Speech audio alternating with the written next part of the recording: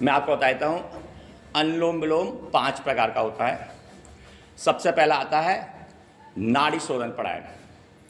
नाड़ी शोधन प्राणायाम क्या करता है, हमारे बॉडी के अंदर कहीं पे नस नाड़ियाँ होती हैं जो ब्लॉक हो जाती हैं हमारे बॉडी के अंदर, जहाँ पे दर्द होता है। जैसे आपका कई बार देखा होगा, आपके जॉइंटों में सबसे ज़्यादा दर्द होता है, घुटने में दर्द होगा, यहाँ जॉइंटों में दर्द होगा, यहाँ जॉइंट, क्योंकि जॉइंटों के अंदर हमारे ब्लड का प्रवाह पूरा नहीं जा पाता है, तो वहाँ पे वो पेन करने लगता है। तो नाड़ी शोधन प्राणायाम क्या करता है, उस जहाँ पे ब्लड का प्रवाह नहीं जाता है उन ब्लॉकेजों को दूर करता है। तो कैसे करेंगे, राइट हैंड से राइट नासिका को बंद करते हो, लंबी गहरी सांस भरें, सांसों को रोकें। जब हमारी बॉडी के अंदर सांस भरी रहती है तो हमारे बॉडी के अंदर क्या होता है, ऑक्सीजनेटेड ब्लड का प्रवाह होता है।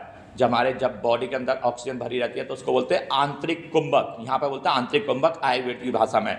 और दूसरी नासिका से सांस को बाहर निकाल दें, निकालने के बाद फिर रोकें, फिर भरें,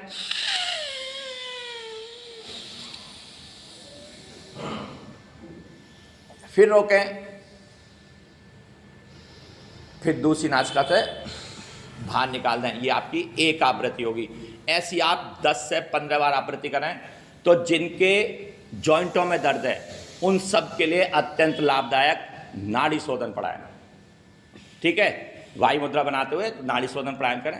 उसके बाद आता है अनुलोम विलोम प्राणायाम। अनुलोम विलोम प्राणायाम क्या होता है, जिनके आदि सीसी का दर्द है, जिनकी याददाश्त कमजोर है, जिनको कोलेस्ट्रॉल बढ़ा हुआ है, उन सब के लिए अत्यंत लाभदायक। जिनके सिर में दर्द रहता है तो ऐसा सांस भरें, राइट हैंड से राइट नासिका को बंद करते हुए लंबी गहरी सांस भरें और मिडिल की दोनों उंगलियों से दूसरी नासिका को बंद करते हुए पहली नासिका से अंगूठे को हटा लें, सांस को बाहर निकाल दें, फिर दोबारा भरें,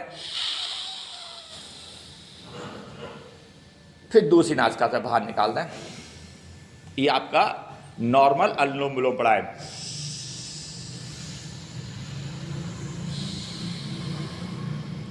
आप देखना, हमने ये वाला हाथ ना ऐसा क्यों रख रखा है, किसी को मालूम है ऐसा क्यों रख रखा है हाथ को?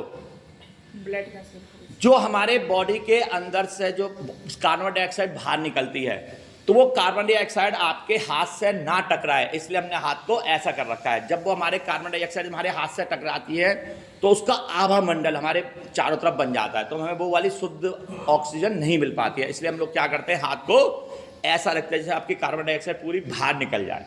ठीक है,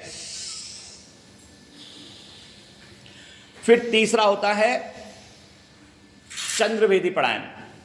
चंद्रभेदी प्राणायाम क्या होता है, जिनका बीपी हाई रहता है, जिनका बीपी हाई रहता है उनके लिए चंद्रभेदी प्राणायाम। चंद्रभेदी प्राणायाम में क्या करते हैं, राइट हैंड से राइट नासिका को भरें, राइट सांस को बंद करते हुए लंबी गहरी सांस भरें। जो हमारी जो लेफ्ट नासिका है ये हमारा चंद्रमा का प्रतीक है और चंद्रमा हमें शीतलता देता है, तो इसलिए इसको चंद्रभेदी प्राणायाम। और जब हमारा बीपी हाई होता है तो हमें शीतलता की जरूरत होती है, तो लंबी गहरी सांस भरें और राइट से निकाल दें, लेफ्ट से भरेंगे, राइट से बाहर निकाल देंगे। तो ये आपका हो गया चंद्रभेदी प्राणायाम। जिनका बीपी हाई रहता है, जिनका बीपी लो रहता है वो लेफ्ट नासिका को बंद करते हुए राइट से सांस भरेंगे और लेफ्ट से निकाल देंगे।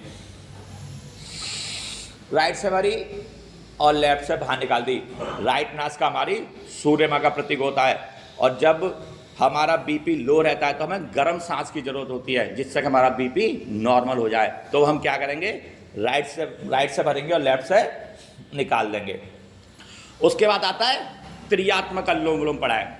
त्रियात्मक अनुलोम विलोम प्राणायाम क्या करता है, जिनको दिमाग की बीमारी है, जिनकी सांसें जल्दी जल्दी फूल जाती है, जिनको नजला सा रहता है, जिनको मतलब होता है कि मेरे को सांस लेने में दिक्कत आ रही है, तो उनके लिए त्रियात्मक अनुलोम विलोम प्राणायाम। उसके लिए क्या करते हैं, लंबी गहरी सांस भरें, सांसों को रोकें, फिर 3 बार में बाहर निकालेंगे, फिर ऐसी सांस को भरें,